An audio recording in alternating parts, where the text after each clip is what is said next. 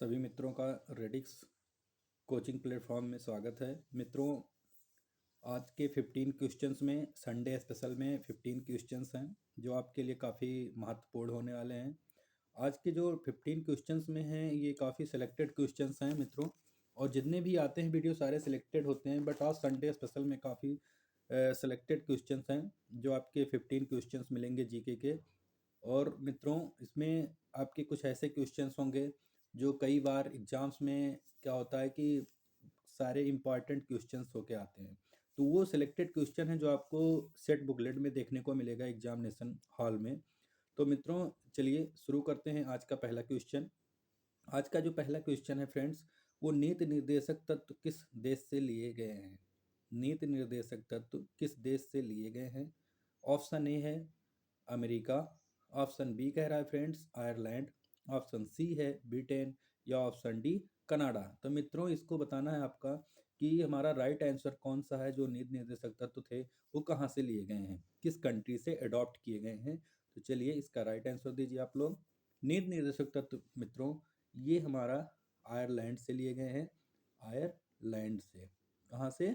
Ireland से। B option friends is correct answer. B option आपका correct होगा। चलिए आगे बढ़ते हैं, क्वेश्चन नंबर 2 को देखते हैं। क्वेश्चन नंबर 2 कह रहा है फ्रेंड्स कि राज्यसभा के सदस्यों का कार्यकाल होता है, जो हमारी राज्यसभा है उसका कार्यकाल कितना होता है? ऑप्शन ए कह रहा है 4 वर्ष, ऑप्शन बी कह रहा है 5 वर्ष, ऑप्शन सी कह रहा है 6 वर्ष, या ऑप्शन डी कह रहा है आजीवन। तो उसकी सदस्यता का कार्यकाल पूछ रहा है फ्रेंड्स, वो बताना है आपको कितना होता है। चलिए आप लोग राइट आंसर दीजिए, कमेंट में आंसर देते रहें, ठीक है। चलिए इसका राइट आंसर होगा फ्रेंड्स 6 वर्ष। Option number C is the correct answer, 6 वर्ष। ऑप्शन नंबर सी सही है, इज द करेक्ट आंसर। चलिए आगे बढ़ते हैं। क्वेश्चन नंबर 3 कह रहा है कि संघ सूची में कितने विषय हैं? संघ सूची में कितने विषय हैं? चलिए आप लोग इसको कमेंट करके इसका आंसर बताएं फ्रेंड्स, और आप लोग वीडियो को ज़्यादा से ज़्यादा लोगों को शेयर करते रहें, ताकि आगे जो आपके मित्र हैं, फ्रेंड्स हैं, भाई बंधु हैं, उनको भी क्वेश्चंस मिलते रहें, वो भी तैयारी करते रहें। और जो लोग नए हैं हमारे चैनल पे वो लोग सब्सक्राइब भी कर लें और बेल आइकन को प्रेस कर दें, ताकि हमारी जो भी वीडियोस अपलोड हो वो आप नोटिफिकेशन आपको तुरंत मिल जाए। चलिए संघ सूची में कितने विषय हैं फ्रेंड्स, इसके बताइए मित्रों। ऑप्शन ए कह रहा है 97, ऑप्शन बी कह रहा है 66, ऑप्शन सी कह रहा है 61, ऑप्शन डी कह रहा है 52। तो इसका राइट आंसर बताना है मित्रों, संघ सूची में कितने विषय हैं। तो संघ सूची में जो हमारे विषय हैं वो है 97। Option number A is the correct friends, 97। चलिए आगे बढ़ते हैं। क्वेश्चन नंबर 4 कह रहा है कि भारत का संविधान किस प्रकार का है? हमारा जो संविधान है वो किस प्रकार का है? ऑप्शन से लचीला, ऑप्शन बी कठोर, ऑप्शन सी अर्ध कठोर, या ऑप्शन डी कठोर एवं लचीला दोनों। तो इसका राइट आंसर बताना है फ्रेंड्स। चलिए इसका राइट आंसर होगा कठोर एवं लचीला दोनों। Option number D is the right answer. Option number D is the correct answer. चलिए आगे बढ़ते हैं। क्वेश्चन नंबर 5 कह रहा है फ्रेंड्स कि भूकंप की उत्पत्ति का स्थान क्या कहलाता है? जहाँ से हमारी भूकंप होती है, यानी जहाँ से उत्पत्ति होती है उसको क्या कहते हैं? ऑप्शन ए कह रहा है अधिच्छादन, ऑप्शन बी कह रहा है केंद्र, ऑप्शन सी कह रहा है उपकेंद्र, या ऑप्शन डी कह रहा है आधा केंद्र। तो इसका राइट आंसर फ्रेंड्स बताना है आप लोगों को। चलिए इसका राइट आंसर दीजिए। Option number D is the correct, आधा केंद्र। क्या होगा? आधा केंद्र, जो हमारी भूकंप की उत्पत्ति का स्थान है। चलिए क्वेश्चन नंबर 6 की तरफ चलते हैं। क्वेश्चन नंबर 6 कह रहा है कि महासागरों की गहराई मापने का यंत्र है। महासागरों की गहराई मापने का यंत्र है। ऑप्शन ए है सिस्मोग्राफ, ऑप्शन बी है साउंडिंग रॉड, ऑप्शन सी है थर्मामीटर, ऑप्शन डी है हाइड्रोमीटर। ये फ्रेंड्स जो क्वेश्चंस हैं एकदम सिलेक्टेड क्वेश्चंस हैं जो एग्जाम में आने वाले हैं आप लोगों के, चाहे वो यूपी पुलिस हो, यूपीएसआई हो, होम गार्ड्स हो, आरआरबी हो, एसएससी हो, या गुड्स गार्ड्स के हों, या जो भी आपके एग्जाम्स आ रहे हैं जीके से रिलेटेड, उस सब में सारे के लिए हेल्पफुल रहने वाले हैं। तो इसमें, और ये जो हमारे क्वेश्चन हैं काफ़ी हेल्पफुल मिलेंगे आपको। महासागरों की गहराई मापने का यंत्र क्या है फ्रेंड? इसका राइट आंसर आप लोग दीजिए। कुछ लोगों के तो करंट आंसर आ रहे हैं, चलिए आप लोग भी बताइए। चलिए जी, क्वेश्चन नंबर 6। तो ये महासागरों की गहराई पूछ रहा है, महासागरों की गहराई मापने का यंत्र, यानी उसको महासागर की जो गहराई उसको हम किस यंत्र से मापते हैं? तो इसका राइट आंसर है, चलिए इसका राइट आंसर है friend B option, sounding rod. Sounding rod से हम महासागरों की गहराई मापते हैं। चलिए चलते हैं क्वेश्चन नंबर 7 की तरफ। क्वेश्चन नंबर 7 कह रहा है फ्रेंड कि पृथ्वी पर दिन रात होने का कारण है। पृथ्वी पर दिन और रात किसके कारण होते हैं? ऑप्शन ए कह रहा है परिक्रमण, ऑप्शन बी कह रहा है घूर्णन, ऑप्शन सी कह रहा है अक्षांश, या ऑप्शन डी कह रहा है देशांतर। तो किसके कारण फ्रेंड्स हमारे पृथ्वी पर दिन और रात होने का कारण है? चलिए इसका राइट आंसर दीजिए। गुड, आप लोग के आंसर सही आ रहे हैं। चलिए कुछ के आंसर हैं गलत, बट सही है, रेशियो ज़्यादा है। चलिए इसका राइट आंसर आप लोग देते रहें। चलिए 7 का राइट आंसर होगा friends B option is the correct. जो लोग बी ऑप्शन को कर रहे हैं वो द करेक्ट है।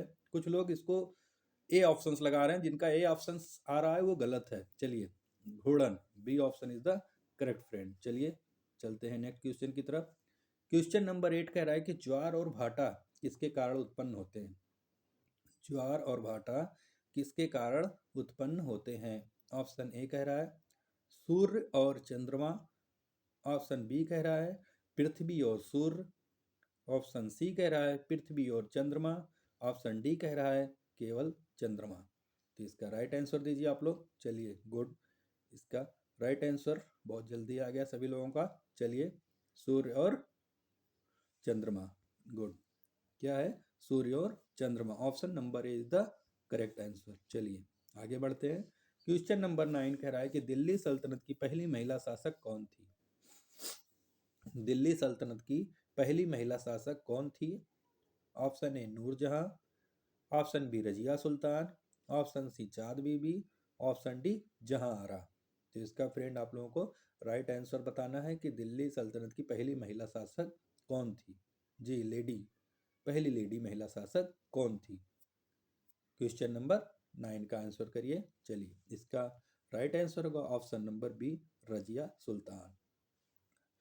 रजिया सुल्तान दिल्ली सल्तनत की पहली महिला शासक थी, रजिया सुल्तान। चलिए आगे बढ़ते हैं। क्वेश्चन नंबर 10 कह रहा है फ्रेंड्स कि अलाउद्दीन खिलजी ने कौन सी कर व्यवस्था लागू की थी? Very very important questions. Alauddin Khilji ने कौन सी कर व्यवस्था लागू की थी? ऑप्शन ए है जजिया, ऑप्शन बी है भूमिकर, ऑप्शन सी है खराज, या उपयुक्त सभी। तो अलाउद्दीन खिलजी ने कौन सा ऐसा कर था या कर व्यवस्था थी जो लागू की थी?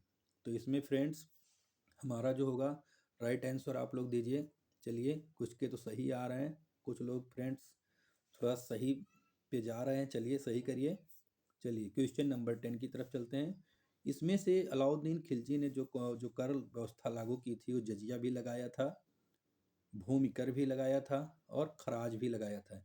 यानी इसका डी ऑप्शन जो होगा फ्रेंड्स वो करेक्ट हो जाएगा, यानी D option is the correct answer. इसमें तीनों ऑप्शन सही हैं, यानी कि जो राइट आंसर होगा हमारा डी ऑप्शन उपयुक्त सभी होगा। चलिए आगे बढ़ते हैं। बाजार नियंत्रण नीति किस सुल्तान ने लागू की? बाजार नियंत्रण नीति किस सुल्तान ने लागू की थी? जो हमारा बाजार नियंत्रण है कि बाजार को कैसे नियंत्रित किया जाए उसकी एक योजना बनाई जाए, वो किस सुल्तान ने लागू की थी फ्रेंड्स? ऑप्शन ए है बलबन, ऑप्शन बी कह रहा है अलाउद्दीन खिलजी, ऑप्शन सी कह रहा है Firoz Shah Tughlaq, and option D कह रहा है फ्रेंड्स मोहम्मद बिन तुगलक। तो बाजार नियंत्रण नीति किस सुल्तान ने लागू की थी? क्वेश्चन नंबर 11 का आंसर देना है फ्रेंड। तो बाजार नियंत्रण की जो नीति थी वो अलाउद्दीन खिलजी ही था, अलाउद्दीन खिलजी, यानी B option is the correct friend, B option सही हो जाएगा। चलिए क्वेश्चन नंबर 12 की तरफ चलते हैं। क्वेश्चन नंबर 12 कह रहा है कि दीवान ए रिसालत किससे संबंधित है? दीवान ए रिसालत किससे संबंधित है? था मित्रों, दीवाने रिसालत किससे संबंधित था? तो ऑप्शन ए कह रहा है सेना, ऑप्शन बी कह रहा है राजस्व, ऑप्शन सी कह रहा है धार्मिक मामले से, ऑप्शन डी कह रहा है पत्राचार से। तो इसमें ध्यान रखने वाली चीज़ें बात है फ्रेंड्स कि दीवाने रिसालत, जो भी रिसालत है तो ये किससे संबंधित, तो रिसालत से आप पकड़ सकते हो कि इसका जो करेक्ट आंसर होगा फ्रेंड वो होगा हमारा D option is the correct, पत्राचार। जो दीवाने रिसालत था वो पत्राचार से संबंधित था। चलिए आगे बढ़ते हैं।